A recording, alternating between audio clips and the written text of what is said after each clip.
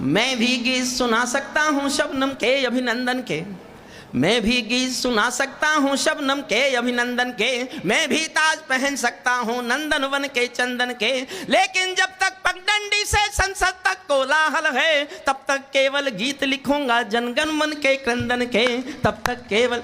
जितनी ज्यादा तालियों से जोश दोगे उतना ज्यादा अच्छा अच्छा सुनाऊंगा। मैं भी गीत सुना सकता हूँ शबनम के अभिनंदन के, मैं भी गीत सुना सकता हूँ शबनम के अभिनंदन के, मैं भी ताज पहन सकता हूँ नंदन वन के चंदन के, लेकिन जब तक पगडंडी से संसद तक कोलाहल है तब तक केवल गीत लिखूंगा जनगण मन के क्रंदन के। जब पंछी के पंखों पर हो पहरे बम के गोली के, जब पिंजरे में कैद पड़े हो सुर कोयल की बोली के, जब धरती के दामन पर हो दाग लहू की होली के, कोई कैसे गीत सुना दे बिंदिया कुमकुम रोली के, कोई कैसे गीत सुना दे बिंदिया कुमकुम रोली के। मैं झोपड़ियों का चारण हूँ आंसू गाने आए, मैं एक किसान का बेटा हूँ, झोपड़ी में पैदा हुआ, झोपड़ी झोपड़ी के आंसू, आंसू की वेदना, वेदना की त्रासदी, त्रासदी की विसंगति, 50 साल से मंचों पे गा रहा हूँ। और मैं एक किसान का बेटा हूँ, मुझे जिस भी दिन कविता पढ़ने का मौका मिलता है, ए हुजूर, ए भैया, हे आर्य पुत्र, बैठ जाओ। इतना तो शोर शराबा हमारी संसद में नहीं होता। ये कोई पार्लियामेंट है जिसका मन करता उठ के चल देता है? थोड़ी देर बैठिए, थोड़ी देर सुनिए।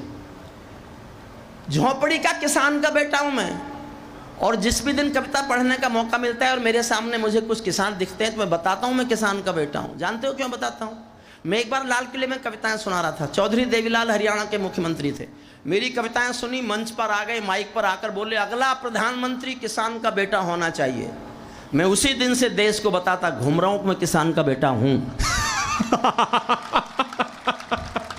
ये मुझे बाद में पता चला कि पहले चाय वाले का नंबर है, तो मैंने अपना नाम पीछे कर लिया। सुनना मन से।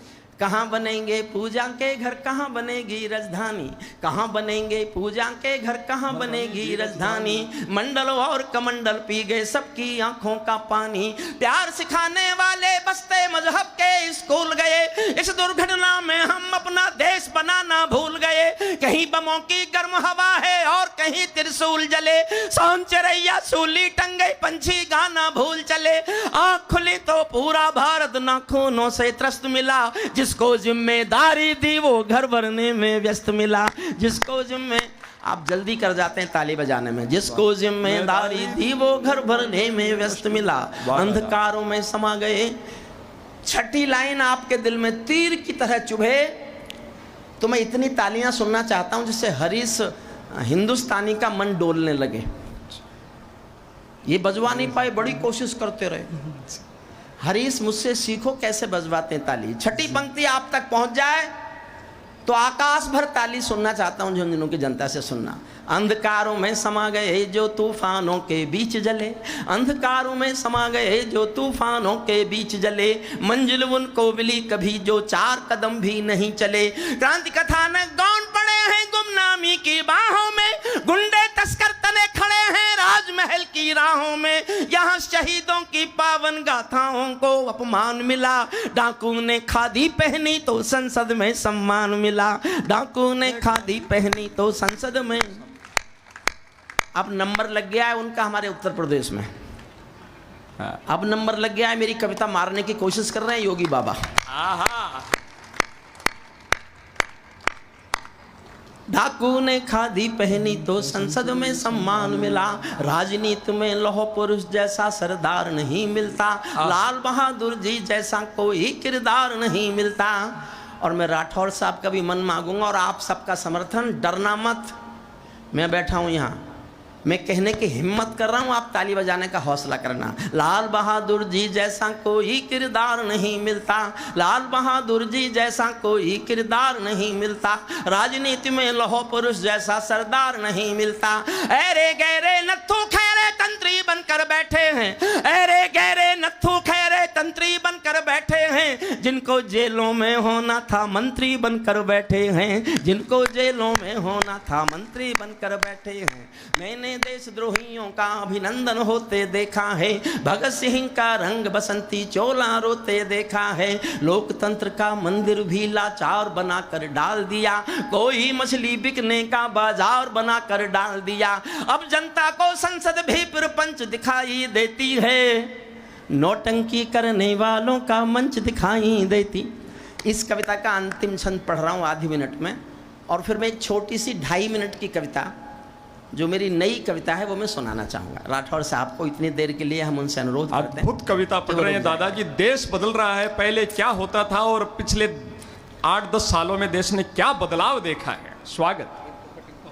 कोई कलाकारों के सर पर तलवारें लटकाता है, कोई कलाकार, एक पंक्ति के लिए मैंने पूरी, हुजूर आदरणीय आर्यपुत्र वापिस आओ साहब प्लीज। क्या मंत्री बनने की खबर आ गई? घरवाली का फोन होगा। तुम्हें कैसे पता? कोई एक लाइन के लिए कविता सुना रहा हूं, अंत की एक लाइन। मैंने महाभारत में एक कथा पढ़ी। एक राजा होता था शिशुपाल, रोज भगवान कृष्ण को गाली, रोज कृष्ण को गाली, रोज कृष्ण को गाली, आजकल भी दी जा रही है। लोग पूछते थे इसकी गाली सुन के चुप रह जाते हो, ये बहुत ताकतवर है क्या? कृष्ण ने कहा नहीं, ऐसा नहीं है, ये मेरी बुआ का बेटा है। और एक दिन मेरी बुआ जी ने खाना खिलाते खिलाते मुझसे कसम ले ली, वचन ले लिया कि मेरे इस बदतमीज बेटे की 99 गालियां कृष्ण माफ कर देना। तो मैं वचनबद्ध हूं बुआ से, मैं 99 गालियां माफ करूंगा, लेकिन 100वीं गाली देगा तो सजा दूंगा। और आप जानते हैं महाभारत में लिखा है, जिस दिन शिशुपाल ने 100वीं गाली दी उसी दिन सुदर्शन चक्र से उसकी गर्दन काट दी गई भरे दरबार।